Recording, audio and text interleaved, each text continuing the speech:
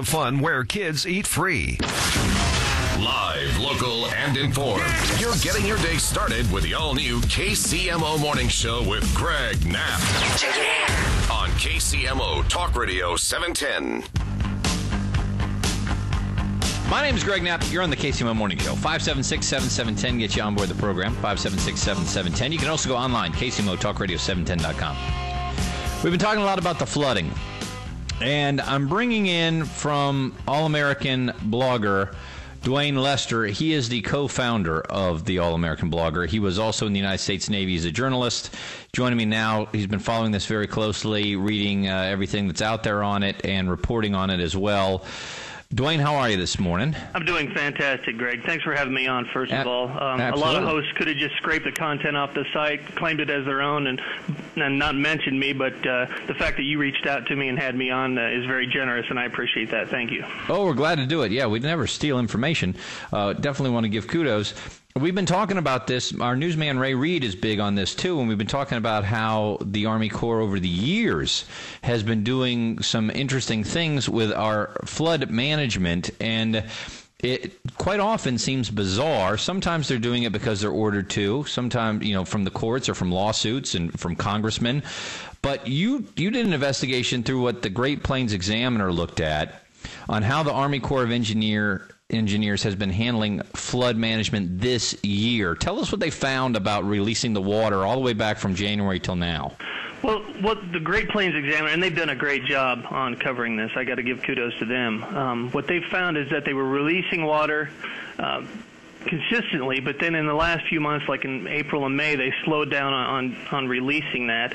And a lot of that, when you listen to what the Corps was saying, this woman, the chief water manager, Jody Farhat, was saying, is that they held back on releasing the water because they expected snow melt-off to be filling the tributaries, which would then fill the Missouri River, and that didn't happen.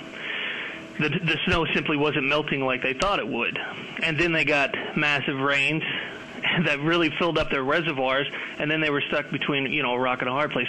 What I keep hearing consistently, and not only from Jody Farhat, but from actually some people I know who used to work with the Corps, is I keep hearing this line, they did exactly what the manual said they should do. You'll see that over and over again from the Corps.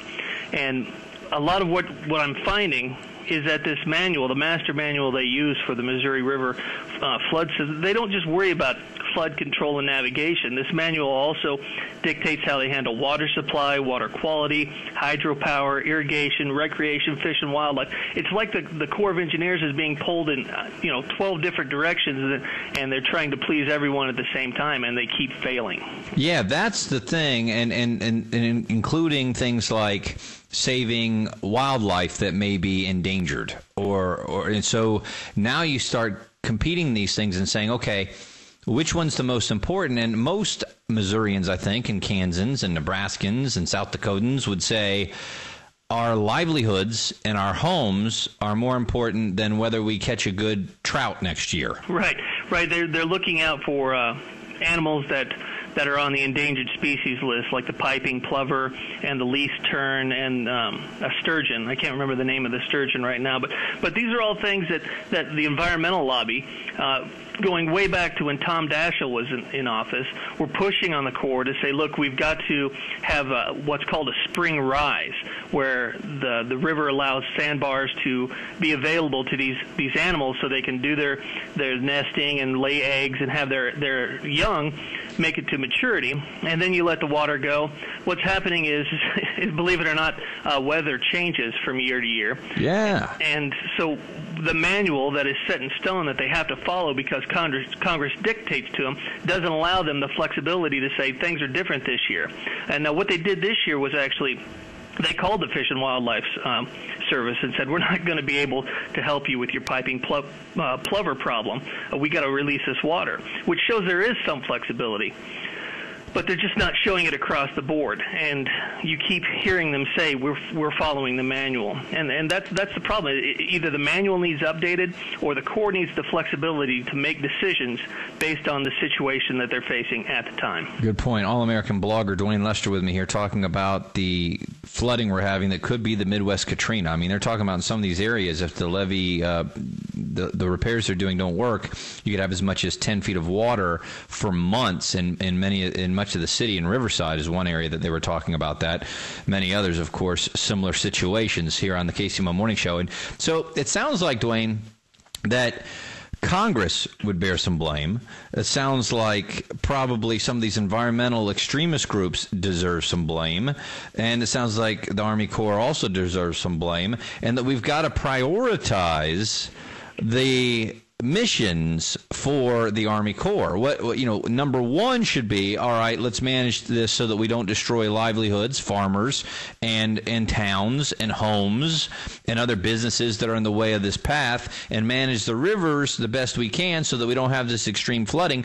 That's got to take priority over exactly how high the water goes for the sturgeon or whatever else. Exactly right. And another issue that is really important to people up above the dams, and in like North Dakota and South Dakota, are the availability of water for their recreation. And you really see a little bit of two-faced politics when you go back and look over the past 10 to 15 years over what's been going on with the Master Manual and the Corps of Engineers.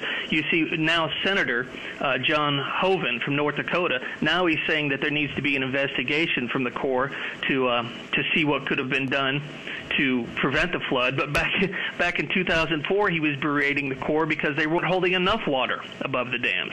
And North Dakota, when he was governor of North Dakota, was suffering from a water shortage. So in 2004, he's complaining there isn't enough water. 2011, he's blaming the Corps for holding too much. Yeah. So kind it's kind of the Corps stuck between a rock and a hard place. But they need to be able to have that flexibility to say, look, we've got too much, we need to let it go. And or maybe it's something where they have that flexibility based on their experience and their scientific degrees, and I'm sure that they have some in order to try to be good at this. And then they have that flexibility to do it immediately, but then they can, while they're doing it, send it to Congress to say, hey, here's what we're doing, just to let you know, and if you think this is wrong, this is your warning kind of thing. Right. So that there's like an oversight of it, but you got to give them the authority to do what they need to do, because this is a minute-by-minute decision. You got to get going or it's too late. I mean, what this investigation by the Great Plains Examiner found from what you were writing on your blog is starting at the beginning of the year, they were releasing water every day, 25,000 cubic feet per second during the first 2.5 months. But then from March 20th until May 5th, they stopped. And it was because they were looking for that spring rise. Yeah, so there's March, April, May, 2.5 months where they didn't release it, and now we're in big trouble. Exactly, and those are things that are dictated by that manual. And if you're so inflexible that you can't look at the snowpack and say this is going to be a problem, and say is there a chance that there could be serious rains? Maybe we should lower this down just in case. I hear a lot of complaints that recreational areas, that reservoirs were kept full, so there would be plenty of water for boating, and so the economies of these lake cities and states were kept thriving. However, what we're facing now are states downstream who are dealing with not even natural disasters. These are man-made disasters, and that's a whole other thing to get into. We're dealing with the problems because they wanted areas to jet ski. Yeah, that's a very good point. That's where it comes down to the priorities. And now we've got senators, we've got current governors, we've got former governors all saying we need to have an investigation. And I think it's all going to be the blame game instead of trying to fix this thing.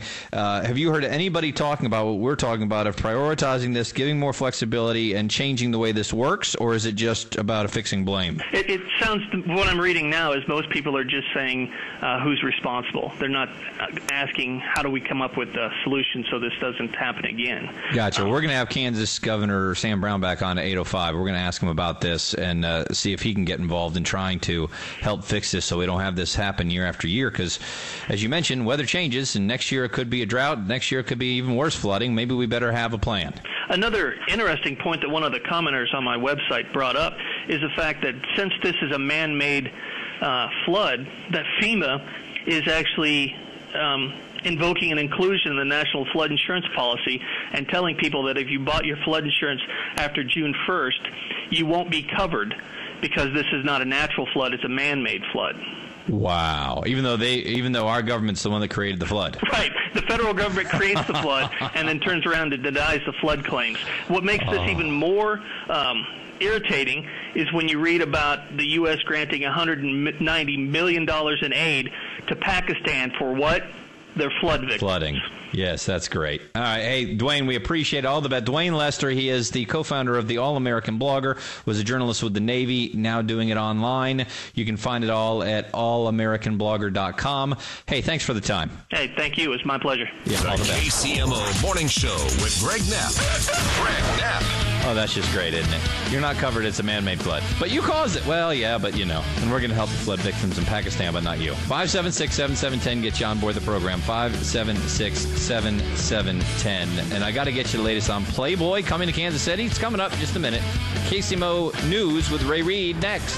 Thanks, Greg. The investigation continues into a Monday night explosion in Independence. It just takes a lot of footwork, a lot of detailed work. Plus, 2 ministers admitted to being part of a multi-million-dollar scam. 747 now detouring around all pyramids. It's time-saver traffic. Here's Charles. 710. Time saver traffic. 291 Highway southbound 5th Street. Injury collision there. Possible head-on collision. Lee Summit Police are on the scene. I'll keep an eye on that for you. 70 westbound at 40 Highway, Blue Ridge Boulevard. Got that road work going on. It's really slow back to Nolan Road. And heads up here, 29 in both directions at the Missouri-Iowa border is closed due to the Missouri River flooding. Buckle up. I'll keep you informed. I'm Charles McLean with your KCMO Talk Radio 710 Time Saver Traffic. KCMO Talk Radio 710. Traffic and weather together. Your